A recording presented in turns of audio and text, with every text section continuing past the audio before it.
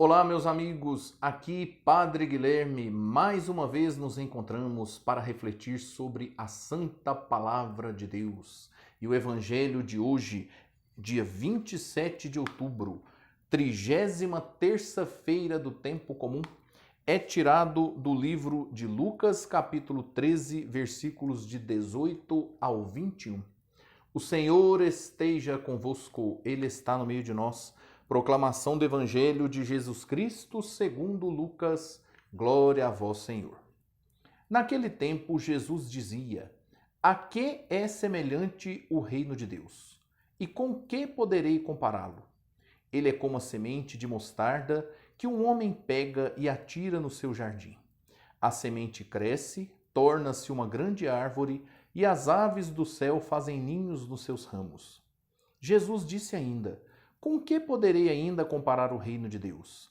Ele é como o fermento que uma mulher pega e mistura com 3 porções de farinha, até que tudo fique fermentado. Palavra da salvação, glória a vós, Senhor. Meus queridos irmãos, neste pequeno trecho do Evangelho, nós vemos Jesus dando aos discípulos ensinamentos a respeito do reino de Deus. A primeira comparação, quando Jesus fala que o reino de Deus é semelhante a uma semente de mostarda, primeiro nós precisamos entender que a semente de mostarda é uma semente bem pequena e que se transforma numa grande planta que cresce, e cresce por si só. O reino de Deus, embora ele não seja muito evidente, assim como a semente é pequena, ele tem força de crescer e se desenvolver, sem depender tanto da ação do ser humano. É mais algo de Deus que está ali dentro da semente que faz com que ela cresça. É claro que o ser humano pode plantar, pode cultivar, mas quem faz aquela semente crescer é a força da vida que Deus colocou ali. E assim é o reino de Deus. O ser humano pode ter a alegria de participar do reino de Deus. Mas o reino de Deus não depende da ação do ser humano. Ele se torna realidade, ele vai ser uma realidade independente do ser humano. O ser humano tem a alegria, a possibilidade de contar com a generosidade de Deus que concede podermos participar desse reino.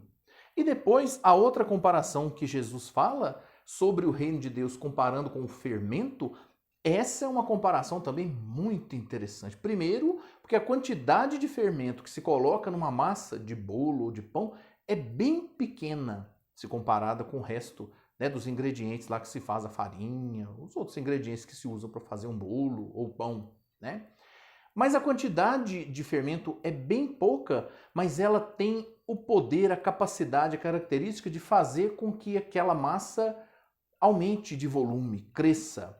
Assim é a força do amor de Deus, o reino de Deus que se coloca na nossa vida.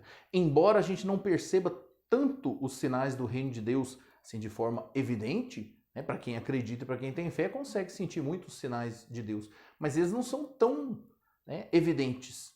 Apesar de ser discreto, apesar de ser de uma maneira assim tranquila, silenciosa, a força do amor de Deus, o reino de Deus no meio de nós, ele tem capacidade de transformar tudo. Então, o que fica para nós a partir dessa reflexão é preciso que nós tenhamos uma intenção e uma vontade de fazer parte, de querer estar no reino de Deus e também assumir essa capacidade que o reino de Deus tem de transformar a nossa vida, ou seja, nos deixar fermentar pela força do amor de Deus para que o reino de Deus que se realiza também nos contenha, que nós possamos fazer parte desse reino de amor que Jesus veio nos anunciar. Que Deus ilumine você, a sua vida, e que desça sobre você a bênção do Deus Todo-Poderoso, que é Pai, Filho e Espírito Santo. Amém. Muito obrigado pela sua companhia e amanhã refletiremos mais sobre a palavra de Deus. Até lá.